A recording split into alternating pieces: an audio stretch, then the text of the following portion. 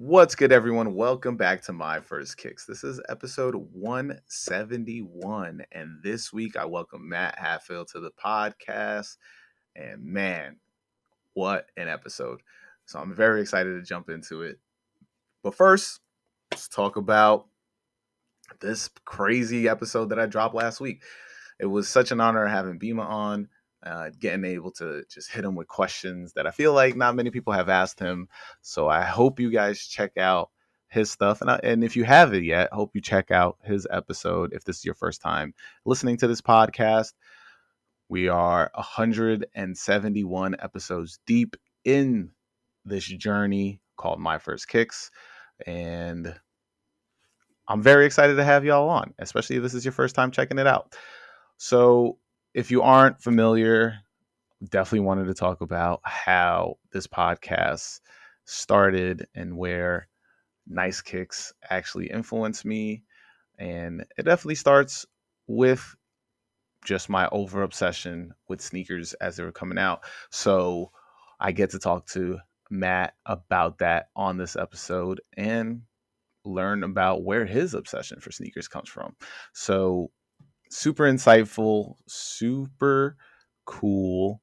And if you haven't checked out any of the previous episodes and are wondering my first kicks, my first kick story, you're gonna have to check out previous episodes. But enough bantering, because it's interesting to hear when people don't like it, like I've heard, and maybe you'll hear in next week's episode.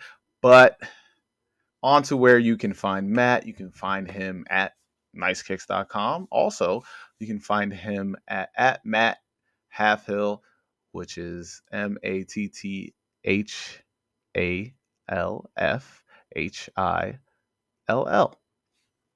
And he's on everything. Super accessible. Hit him up. Leave a comment. Tell him that you listened to this episode and you loved it. Well, hopefully you love it. And you know where to find your boy. I am Who Is Haas on all social medias. Follow the podcast at My First Kicks Pod. Follow the podcast at My First Kicks on TikTok and My First Kicks on YouTube. If you have a My First Kicks story, hit me up, myfirstkickspod@gmail.com. I'm going to keep this one short because I want to just jump into this one. But I am still working on trying to figure out the lane of content I want to put out there that accompanies this podcast.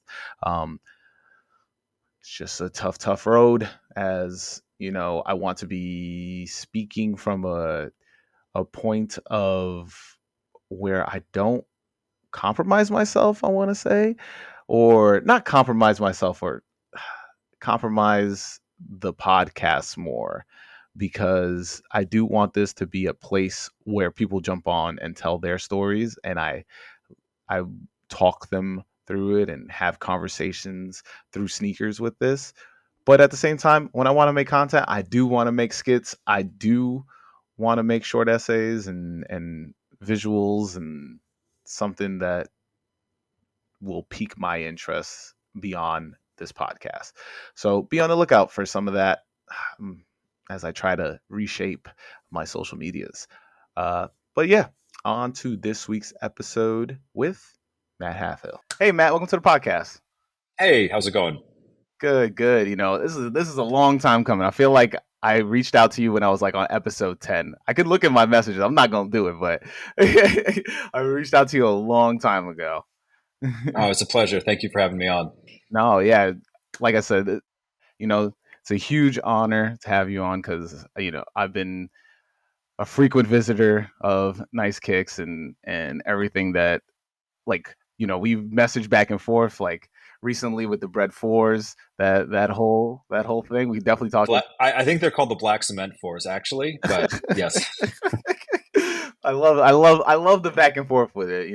I mean, my explanation, and I talked about it on that episode with JSM and AD Sneaks, I messaged you back, but I realized I messaged you back way too late. You were probably moved on after that.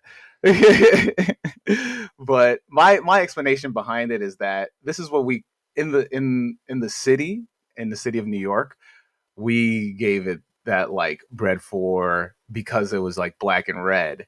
And I think from there like it just spread like wildfire. And When do you that's, remember it in New York City being called the bread for? I want to say 2000 and see, I graduated. I'm about to make myself sound so old right now, but I graduated high school in 2008. Hmm. So I had to have heard it around 2006 because I stopped cutting Hmm. school in junior year. Interesting. Yeah. So, I mean, the first time I had heard it referred to as a bread for was, I think, in the 2008 or 9 Mm-hmm. area. I think probably from the CDP is where, but even then, I think that there was a release shortly after. That was the first time I remember people calling it the bread for. Mm-hmm. I actually traced it back. Believe it or not, I Okay. really actually nerd out over Me who too. was the first to publish something by a certain name. So I went down the rabbit hole and found this like D grade blog called Kicks on Fire, and that was an intentional shot. Was the first to call it the bread fours, Yeah. and everything before was black cement. I mean, you Mm-hmm. went on to ISS forums, Nike Talk, black cement, Mm-hmm. and that was the first time I ever heard bread for, or I'd seen that shoe represented as the bread for. The origin of bread is also a funny story too. Mm. That one dates back to the 2003, or I first saw it in 2003, the black varsity red Right. Jordan 12s. Mm-hmm. And someone had written or leaked the colors for upcoming Jordan 12 retros, and somebody put B dot slash V red or B Mm-hmm. dot slash and then capital red. So it was B dot, and like people were trying to decipher what is this, and Yeah. then people were like, oh my god, this is shoes he wore in the flu game or whatever.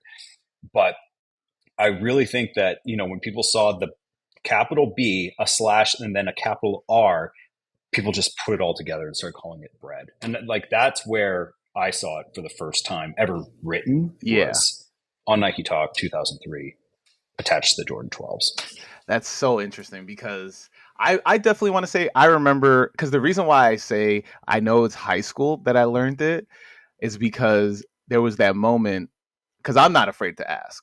I will Mhm. make myself a fool. I will be like just so I can learn the answer. And I was like, what the hell does bread mean? And I literally said that. And I remember being a junior or was it sophomore in high school and being like, because like I was not a big sneakerhead, but I was like, okay, this is like, I wish I had the money for this. Let me just at least study up on this as much as I can.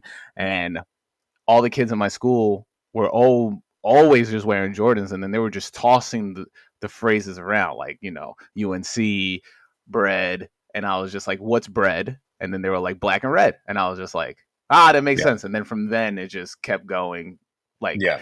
that's my knowledge of it. To me, it was nails on a chalkboard for me because I was always just like black cement, and then really it was with the Jordan 11, which I always called the playoffs. I knew everybody else called them playoffs. When I heard that shoe called the bread 11s, I wanted to cry. I was like, no, don't you dare do that to this shoe. Like this has so much history to it. Don't you dare. Yeah, And so, but then it's like, it's just like, it's jumped the shark. Now I will say, so you had bread 11. yeah. Then when people were talking about Yeezy colorways, and I started hearing people say the blinks, I'm like, this stops right now. Like we used to be a proper country. We used to have public education that was worth a damn. Now you're calling things breads and blinks. Like what the F is next? Like this is how democracy dies. Okay, we have to put our foot in the sand and say this is the line. We are not crossing this as a Mhm. society. Anyways, it's old man rant. No, I love it. I love it. But for people who aren't familiar with you, how about you introduce yourself?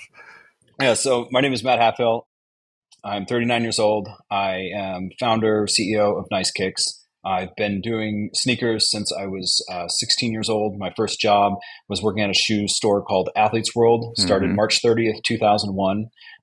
So 23, just over 23 years ago, and started Nice Kicks in June of 2002. That's sick, man.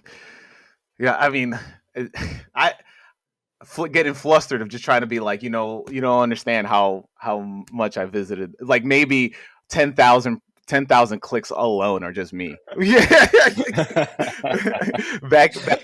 back when I was on the easy boards, like I Yeah. don't even know if you've ever I don't even think anybody who's were on easy boards are still either into sneakers, or if they are, they just kept it like straight to the slide. Cause like you had to be like, I was on all the easy boards for like Nike Talk, ISS, NSB.org. Like I was on all of that, Yes. and Yeah, man. it's crazy. You had to put in so much extra work back then to get information in the easy Mm-hmm. board era. Like you made a commitment to get that stuff. I Yeah. mean, I call myself. It's called. I know the term is like indoor kid, because for the kids that just played inside and had and Mhm. just stuck on video games, stuff like that. For me, it was video games, but then on top of that, I was like on the message boards, forums, and all the easy boards of just like the before everybody started moving the easy boards into actual, like Mhm. learning how to do like PHP coding and stuff just to Yeah. have a forum going. It's absolutely wild. I'm trying to remember this name of this one easy board. I haven't seen like back in the day. I think it was called Boxton back in the Mm, day. I That was think another one. sounds familiar, Anyways, yeah, that but was it's another one it's of my just favorites. huge. Like I said, huge honor to have you on here. So you're here to answer the question that I ask everybody each week, and that question is, "What's your first kicks? What's that first pair of sneakers you absolutely needed to have?" That first one, I call it the Kickstarter. It was the Reebok Answer One, the Mm-hmm. navy patent colorway. Mm, I was in the eighth grade at the time.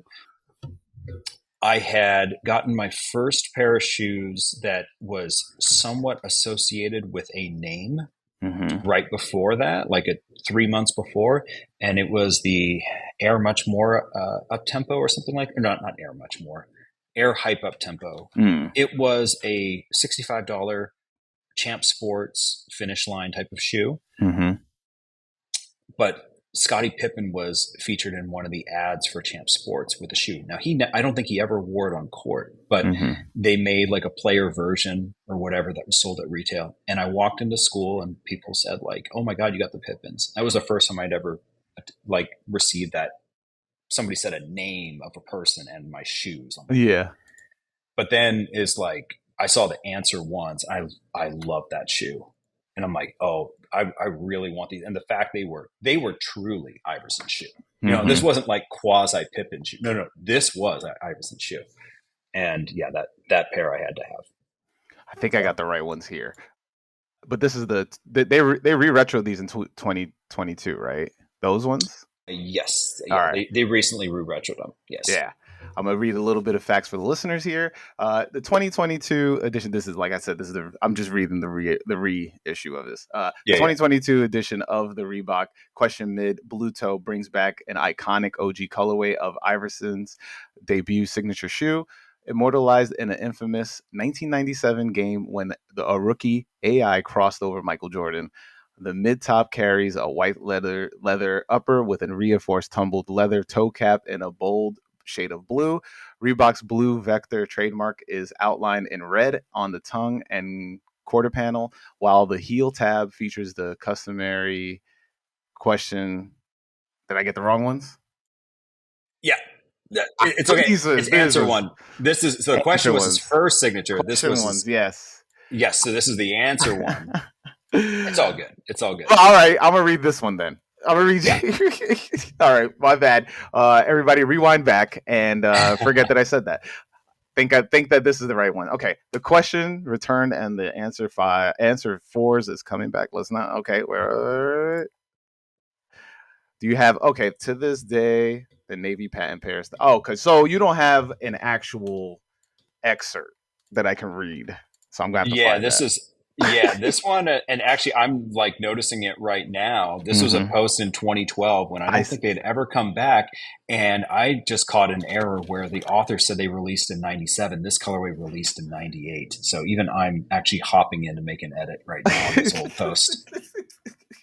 Oh my god, I this feel is very responsible for this to be accurate here. I mean, come on. yeah.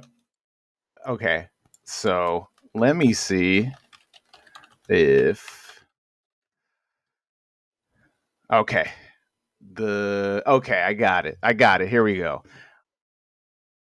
This is Iverson's second signature shoe, correct? Yes. Okay, Yes, it here we is. go.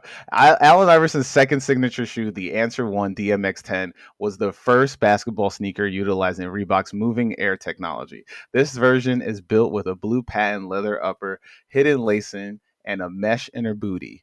Iverson's name is spelled on the tongue, and his iconic jewel his iconic jewel emblem appears on the heel, a cushioned midsole and gold flecked rubber outsole are situated underfoot for impact protection and durability. Yep. I got it. That's a beautiful one. Okay. Beautiful.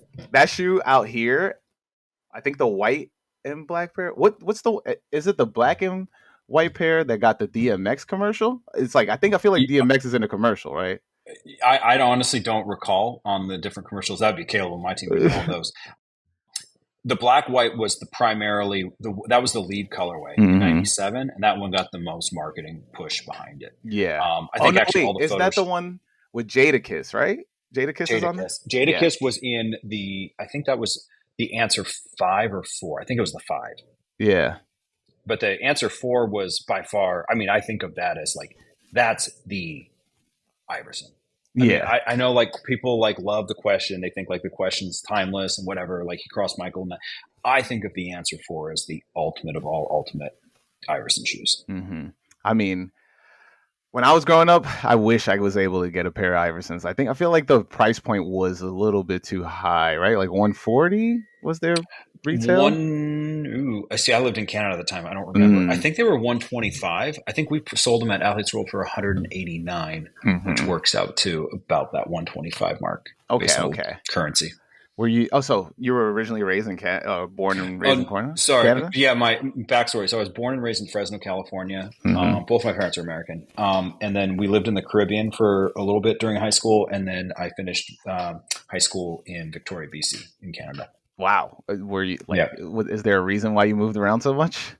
I mean, my parents were professors and they took a teaching gig down in the Caribbean. And then my dad needed heart surgery. So we needed to move back to America. And actually, the day we were moving to the Caribbean, we got acceptance letters to emigrate to Canada. So we're like, okay, we're not going to leave the university high and dry here. Like, we got to come down. So That's cool. That's wild. What is it like having professors as parents?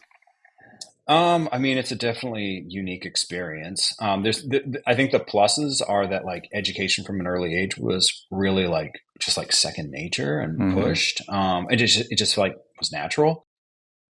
The downside of being a child of two professors is looking them in the eye and telling them, I'm dropping out of school and I don't think I need this. And, I'm going to do my own thing.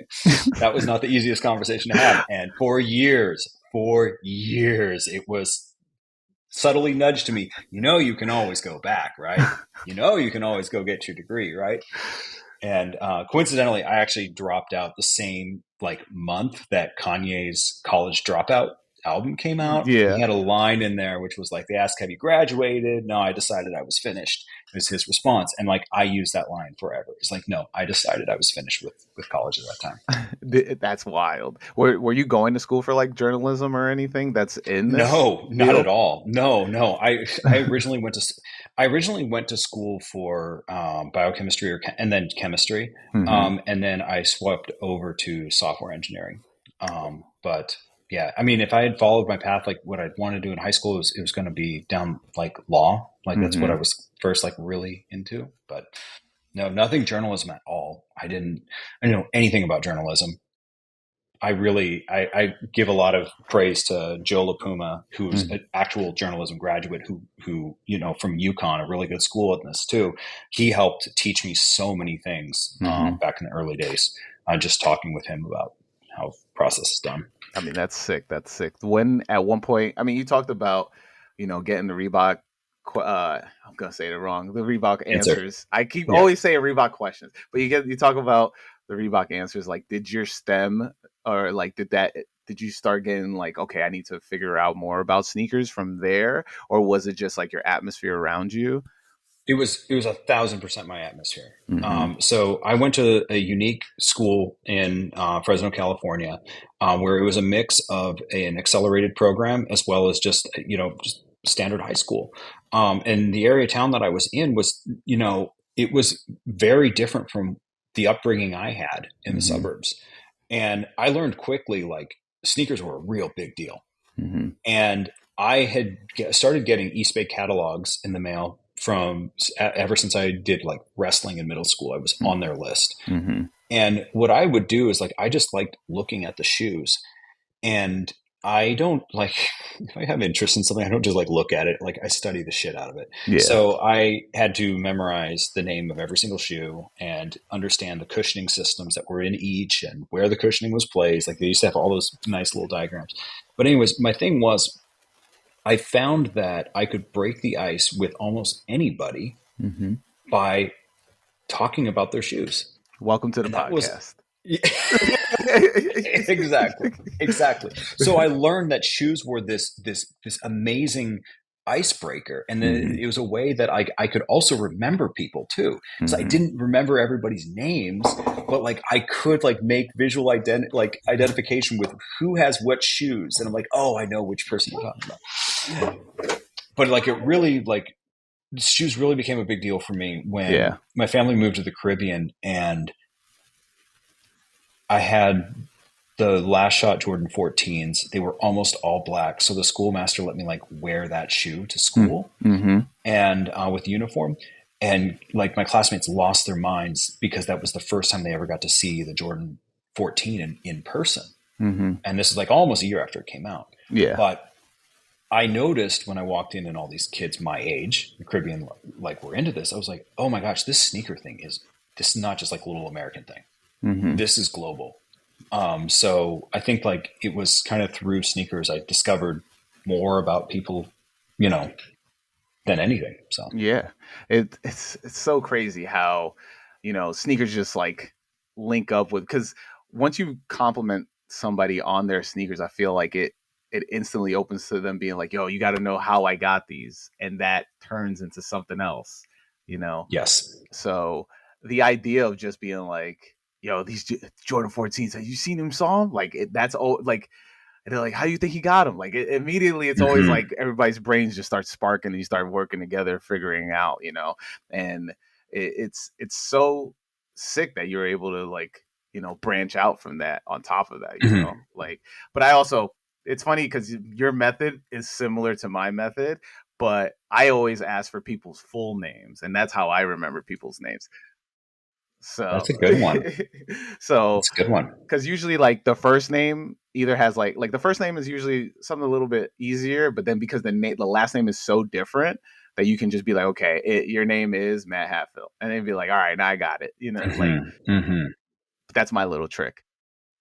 The so like getting a taste of I want to so the question I want to ask, but I know it's like I want to like this Fresno right Mm-hmm. has a specific sneaker culture, right? And now that you've been studying sneaker culture for so long, like I want to know like what is the differences that you've seen in your starting of seeing sneaker culture around you in Fresno versus like studying sneaker culture over these past years. I mean, to be honest, like in Fresno, there wasn't really much of a sneaker culture in a lot of places. I Mm-hmm. mean, there sneakers as a there were only like two or three high schools in Fresno where people cared about sneakers. Mm-hmm. You know, a lot of times people just they wore whatever kind of thing. It's like whatever was like fashionably trendy at the time. But sneakers meant a big deal to folks at Edison for sure, at my Edison High School in Fresno, Mm-hmm. California. What I've seen change in my life, it's insane. I mean, you have to remember in Fresno we had one mall that Mm-hmm. had sneakers. We had a World Foot Locker, that was the big deal, and we did get a Just for Feet. That was definitely another big deal. But then other than that, it was all sporting goods or clearance channels like Big Five. Yeah. So it wasn't a big sneaker scene there. The and then also too, like in the Caribbean, like the only shoes that were there were ones that people bought in the United States and then brought down. So they were either extremely expensive Mm-hmm. or they were old models of shoes. And then in Canada, like I lived in a small town, so I didn't get like access to all the greatest stuff ever. Mm-hmm. either. What I found when I started really working in this space was as I traveled different places, I saw that each sneaker scene in each city was very different. And this was at the earlier part of my career. Now I think it's much more pretty much the same everywhere you go. Mm-hmm. But there was a time where a shelf in New York City looked very different from a shelf in a sneaker space in LA that looked very different from a place in Atlanta. You Mm-hmm. had completely different assortments Yeah. of shoes. There might have been some overlapping models here and there, but like you were going to find probably as many Bo Jacksons in an Atlanta sneaker shop as you would Air Forces up in New York, as you would Cortezes and Chucks in L.A. It Mm-hmm. was very different, very, much more regional flavor to stuff. Now things are. I don't want to say monoculture. That's not the right term, but it is much more flat in Yeah. terms of what the assortment and style is from I city to mean, city. I totally agree with you because I think now that now that the invention of the internet or whatever, like now that the culture or streetwear culture in general, just like fashion, just like spreads out so fast that everybody's trying to be on trend at all times, it loses the city identity. I mean, we still have like versions of it, but it's interesting because before it was, yes, we had the internet, but still people were like you can identify who's from where, Yeah, just by straight off as just style. well, and I think what it is it's what's the source of the influence and inspiration. So like Mm-hmm. I think earlier on, 15 years ago, right? The internet covered what was happening in a lot of places, and ideas were able to spread through the internet. But now I think the ideas of influence are like those inspiration points are happening on the internet for Mm-hmm. way more than ever. And because of that, regional stuff just doesn't have the same influence.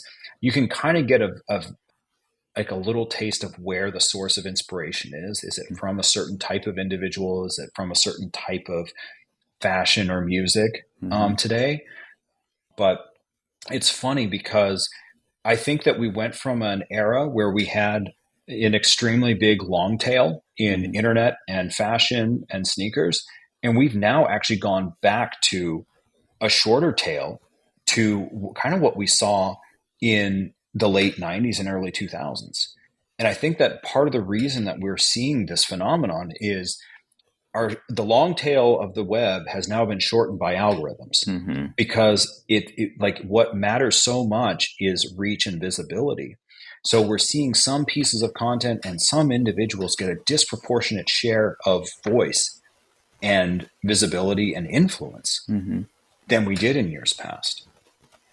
So I think that's why today, like you go to some high schools and it's like, wow, this feels like the click era of the 90s. Mm-hmm. There's your goths, there's your punks, there's your skater, there, like you have really distinct styles. And I even think like some high schools I see today, I'm like, oh my gosh, it's like every freaking male has broccoli hair, like flannel pajama pants and Mm-hmm. Crocs. I'm like, this is insane to see because it hasn't been like this in a long time where you have so many people in youth dressing very similar. Mm-hmm. Yeah, So, it's absolutely wild. I mean, it's funny you said broccoli hair, and I immediately thought about Justin Timberlake. oh my gosh, he was the OG, right? Yeah, yeah. He Immediately. kept his curls a little tighter though, but yes, I mean, it's wild. I mean, there was that one point where a lot of kids were doing like blonde, half black hair or something like that for a little bit. yeah. Like it was like that like dirty blonde is what I was trying to Oh, say. dirty. Oh, Dirty hey, blonde. listen. You comb the internet, you'll find some frosted tip era of Matt. That was there. All right, so like at what point, because we talked about a lot of your back history, like at Mm. what point were you like, all right, sneakers is it? Like I'm going to dive full head first into it. I mean, it really like right off the bat, I Mm-hmm. just went in. The point of no turning back for me was when I did drop out of college. Like I was Okay. like, okay, this is going to be my thing at least for quite a while. I'm Was like, this there will do it. was there something that was like was there like a moment where it was like, all right, I need to jump in. I can't do half in, half out, or was it just like, nah, I'm going gun ho, like you know? Yeah, I knew pretty quickly into first year that my grades were not great in first year of university, and that was definitely an indicator that this might not be a thing for me. Mm-hmm. And by mid part of second year, I knew like, yeah, no, like I could see like my heart and mind was going to the business and going to sneakers. It wasn't going towards school. Mm-hmm. So I knew like I was not giving my business what it deserved by trying to be half in, half out. I also wasn't giving school what it deserved. It's like it would be better for me to go back Mm-hmm. later and actually take it seriously than to try to like halfway through it. So that's when I decided. And then what was? I mean, you didn't just start nice kicks off. You were just like, No, I what did. was? So I first started while I was still in high school. So like, Mm-hmm. I was able to straddle both, Yeah, but yeah. yeah. And then from there, it just like it grew exponentially. I will say because I feel like when I was early on reading it, you had Kicks on Fire you mentioned, and then it was like, They came after, but yeah. yeah, yeah. I'm talking about when I started reading it. Oh, Like okay, okay, okay, I don't okay. talk Yeah. about when you started it. And then the expansion of just sneaker Mhm. media, right? Yeah, Like for sure. the just that crazy boom, and after that, it's grown as I said exponentially. But were you where was your foresight to be like, you know what, this is the move? I'm gonna start it up, and then be like, because as you said, Yeah, like you're part of you are part of the reason why it's expanded so fast. So yeah.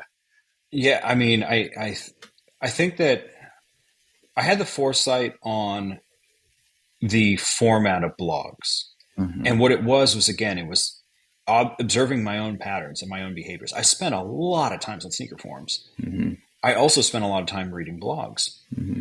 and then I was like, wait a second, what if we put these two together here? Mm-hmm. Like I saw that it was actually really hard to find information on sneaker forums. Yeah. And it wasn't by any fault of the users, it was by purely the design of the product. Mm-hmm. And if you weren't a really, really regular user of it, it was hard to come and go and get information. Mm-hmm. It was also really hard to know unless you were a very, very, regular user who was giving information that was credible and who wasn't. You couldn't just go, oh, how many posts does this person have? Does that Yeah. give you credibility? Not necessarily. Mm-hmm. Are they a certain forum mod? Does that make them credible? Or no, not necessarily. Mm-hmm. And so I was reading a lot of blogs like TechCrunch was one. I'm trying to think of some of the other ones that I was, Wired. There were quite a few like tech blogs that I read, and I was like, okay, this should be it for sneakers. Like we should have that. And 2005, Hypebeast and High Snobiety, which was on a blog spot at that time, Mm-hmm. were up, and they were a combination of sneakers and streetwear. Coincidentally, I actually lived only like a mile or so from Kevin Ma at Hypebeast while I was reading Wow. his site.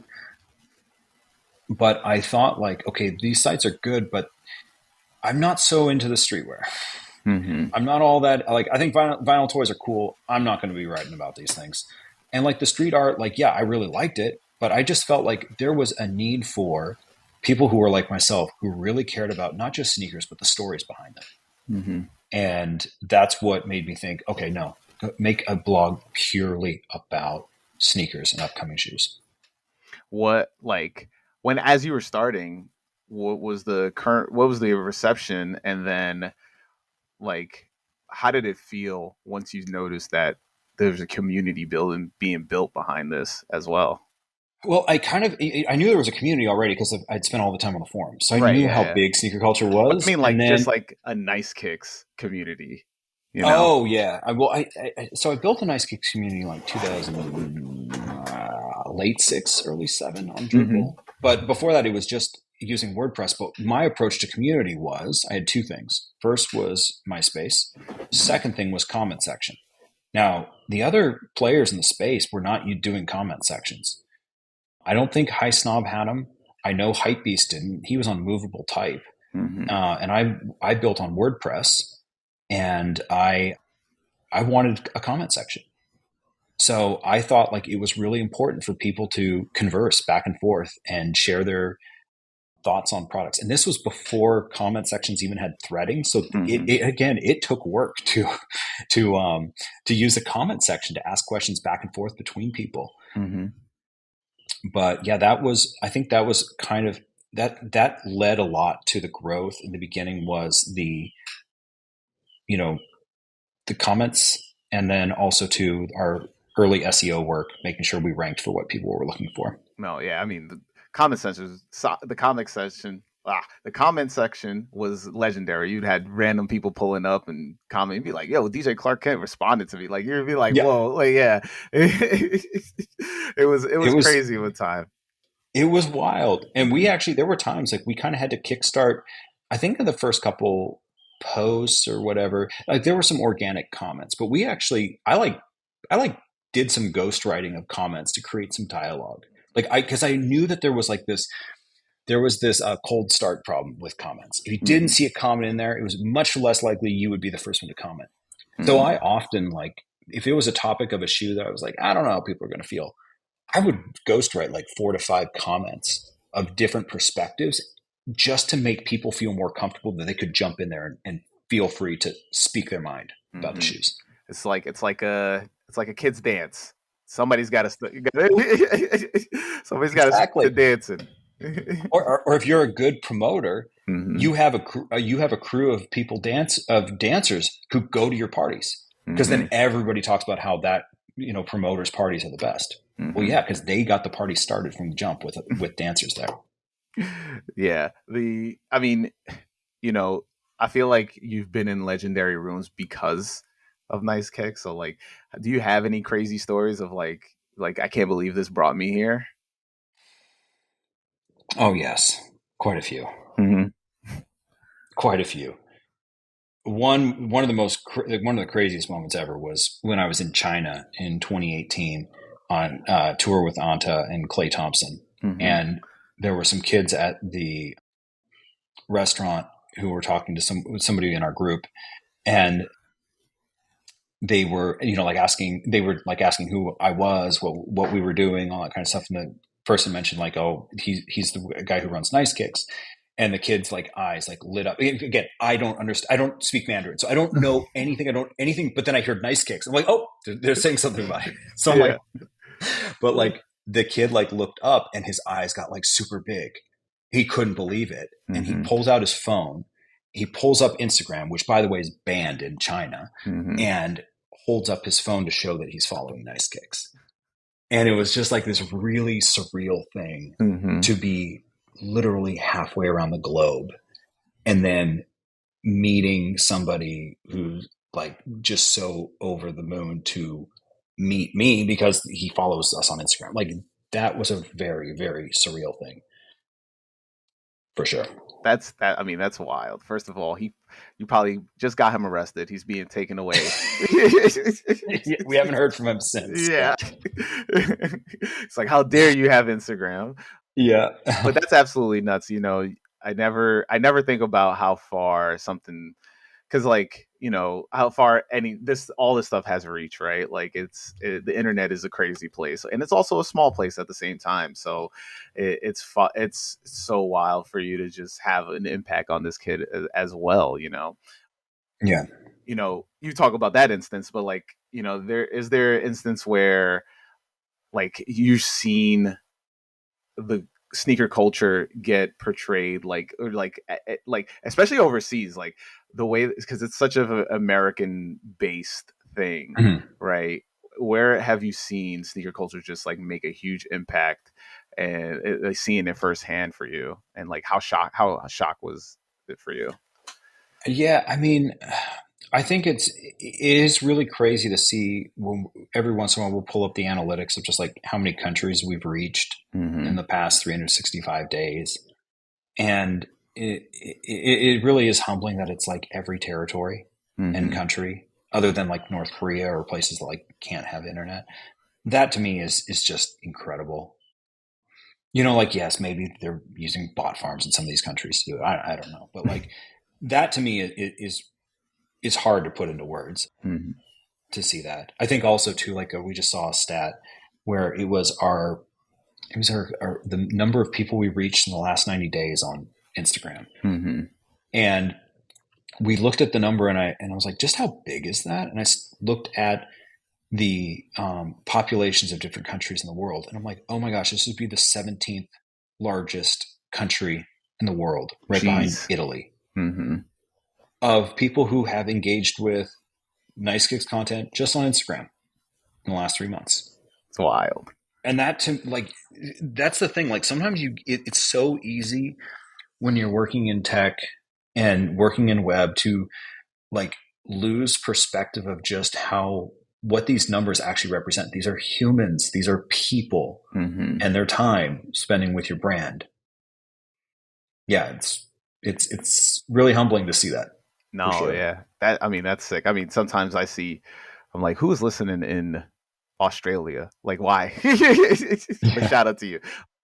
I've wanted to ask, like, as I thought about this, the idea of just starting like content in general, right?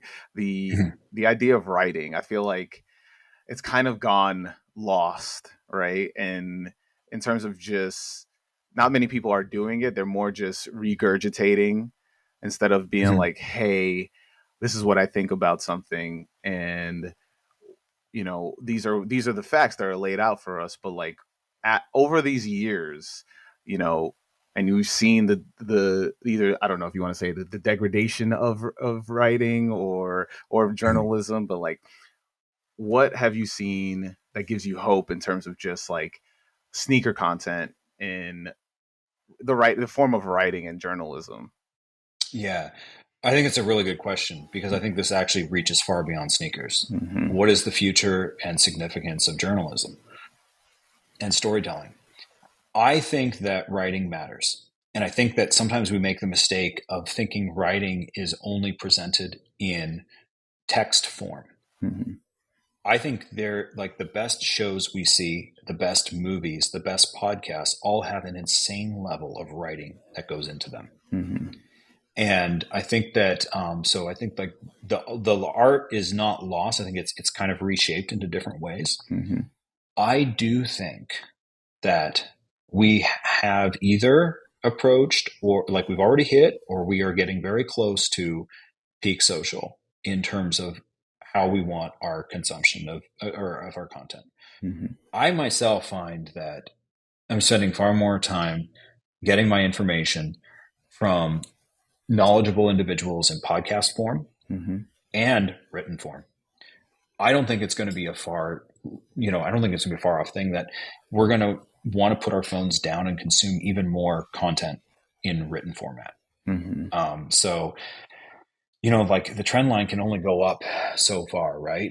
And, a lot of VCs in Silicon Valley would think that, while screen time might be at 8 hours a day, maybe we can get all these kids to spend 36 hours a day on social media. But like, Yeah. guess what? That's not possible. So I really think we have already hit what is likely to be the peak, especially as there's much more conversation coming out about the harmful effects of spending too much time online and on social media. I Mm-hmm. think you're not going to quash people's level of curiosity. Right. That's not going to happen. But so that level of interest and curiosity is probably going to go away from doom scrolling over to other places. Mm-hmm. My long-term prediction is it'll go into some written forms. Interesting. Because you just made me think about the idea, because I'm always a person who just thinks more, right? So like, we talk about the breads, like, I will tunnel my brain. Like, I will literally be like, okay, let me go back, and then keep going Mm-hmm. back. And so that idea, I feel like it's people don't understand that like having their phone is like having a library in your hand, but it's like a library that it's like a choose your own adventure library where you Yeah. can end up going to the wrong side of the story instead of the Oh right side yeah. of the story.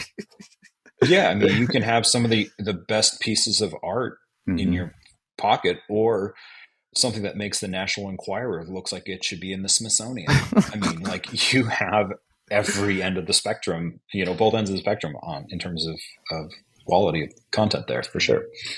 So speaking on my curiosity, but where does your curiosity come from? Like, where did it stem from? I think that honestly, that's something that maybe just naturally came from my parents, just Mm-hmm. like observing them. I don't know. I've always had this thirst and this hunger to learn more about things. I was never satisfied as a kid with just what was presented to me Mm-hmm.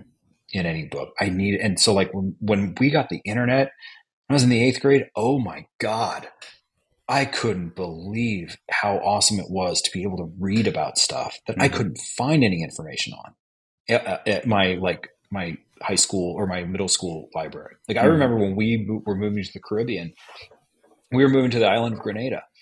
We had an encyclopedia that had a little write up about Grenada, Mm-hmm. and we had one or two copies of National Geographic that talked about the Grenada invasion in my high school library, and that was it. Yeah. So I went onto the internet trying to read absolutely everything I possibly could, which at that time there wasn't a lot, but it was so much more immense Mm-hmm. than what I could get locally. I think that's, if I look back at it, that was really a big tipping point for me in terms of like this appetite I have for learning can be satiated by the internet much better than it can just like whatever is available to me locally. No, yeah, it's just interesting because I've trying to been getting trying to get into that lane of like video essays. I mean, we talk about Mhm. different types of ways of writing, and I'm I'm trying to get into video essays in terms of just like sneakers and streetwear stuff that interests me. And it's like the research that has to you have to do, but it's also just like, am I conveying this correctly? Mhm. Am I putting in the effort that I want to do, and like, have I unraveled the threads enough to that it actually satiates me, right? And I Mhm. don't know if Mhm. that's the same writing style for you when you write your articles, because I mean, I remember, I know it was either when I first reached out to you, it was either the Zade kicks. Yes. You were writing about Zade kicks, Yep. but I know, like, after for reading about how you reading your stuff for years, like I know that you do immense amount of research. So like, what are your methods, and like, how do you figure out your ways to like, all right, I've unraveled this enough. Yeah, I mean, the Zade definitely is one of my favorite projects I've ever worked on. Mm-hmm. I really appreciate my soon to be wife for putting up with me during those like weeks where I was working insane hours, Yeah. reading, researching on the phone, doing everything, even going to Oregon to get on the Mm-hmm. ground to get information about this case. That was the first time I really felt like I'm gonna I just was just all in on a story. let me just say, I picture you with the hat, with the press hat, with the you're just there like, can I get a word with you, sir? Sir. I mean, yeah, it was something else. That whole project, and Mm-hmm. I'm still working on it. That story's not done. I'm still working on it, and I haven't published anything else, but Zade Kicks was just the start. Mm-hmm. This touches so many more stories that we have seen that people don't realize there's a connection to.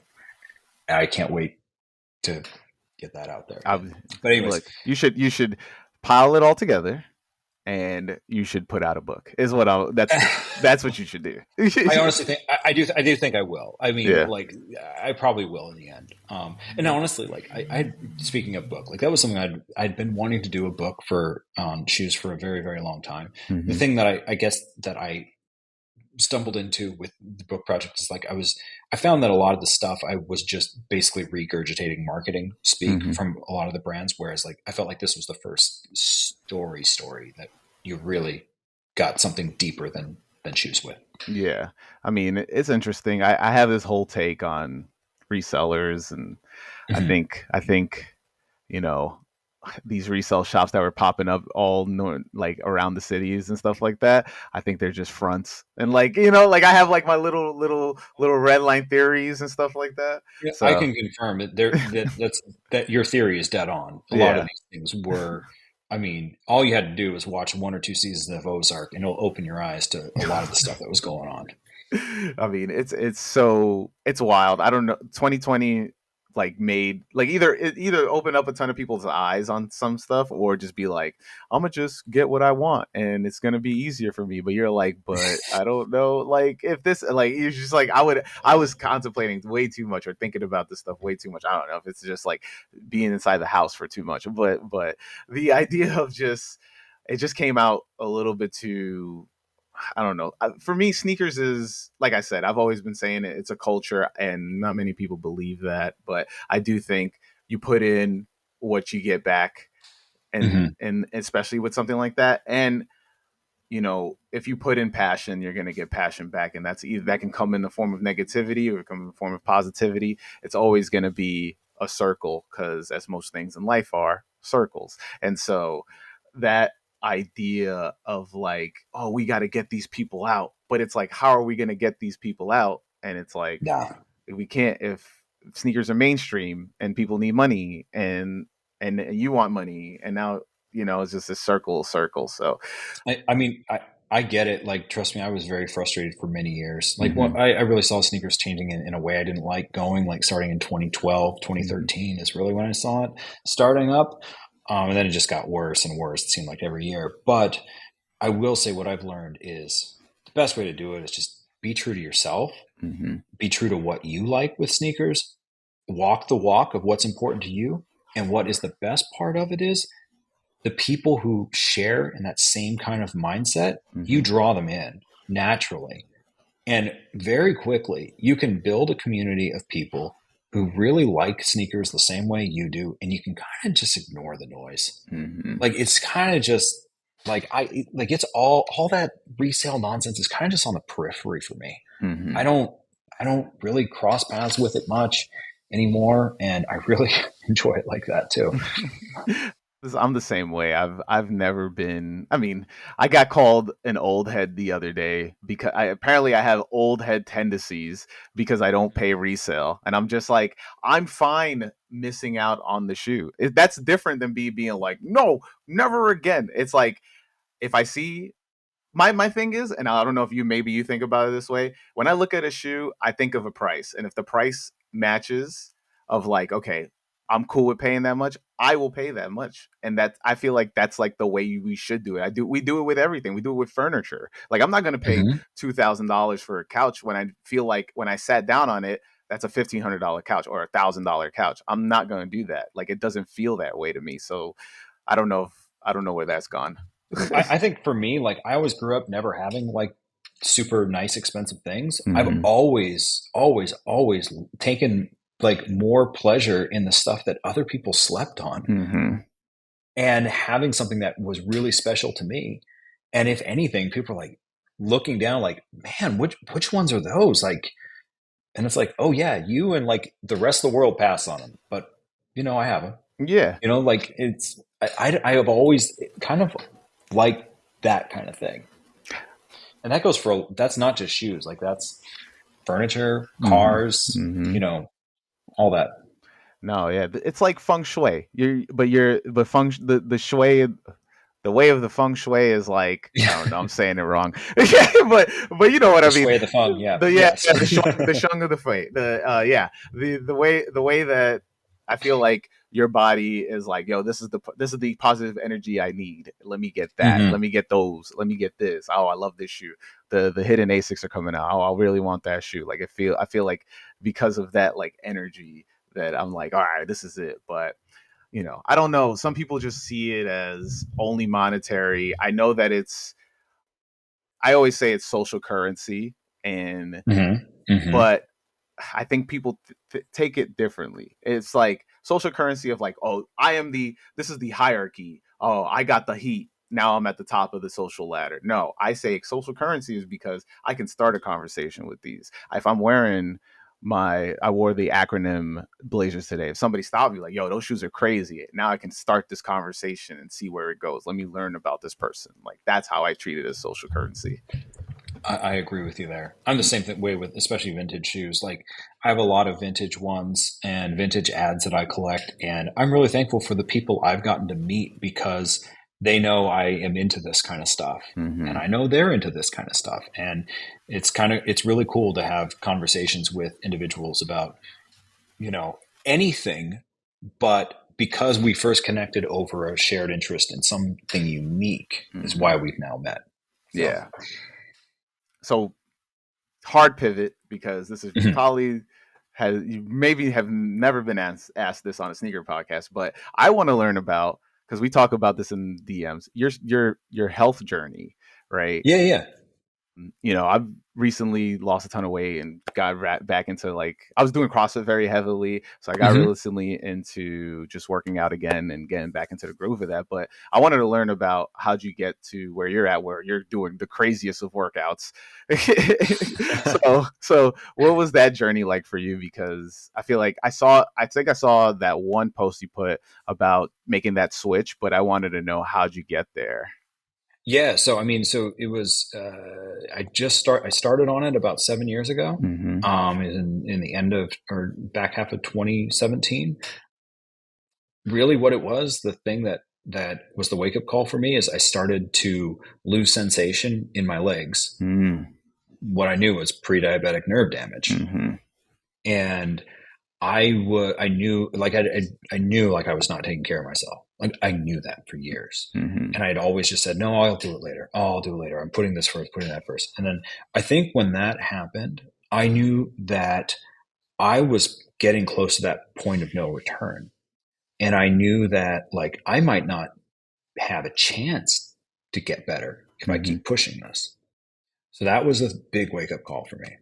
And I wanted to, like, I actually had to start by diet change. Mm-hmm. And because I was too heavy to exercise, I was 320 pounds. Wow. And I remember I went for a walk one time, like 4 miles, and oh my God, my feet were just destroyed. My Mm-hmm. back was so sore. My leg, like every part of me was wrecked. I Mm-hmm. couldn't, like, I could barely move for a couple of days from that. I'm like, oh gosh, I am going to have to like take a different approach to this. So I had Mm-hmm. to first change diet to lose at least 20 or 30 pounds, and then just slow, crawl, walk, run. It was starting with walking 15 minutes, walking 20 minutes, increasing the amount of time, and then, maybe increasing a little bit of the, what's it called? The incline a little bit on the treadmill. And then Mm-hmm.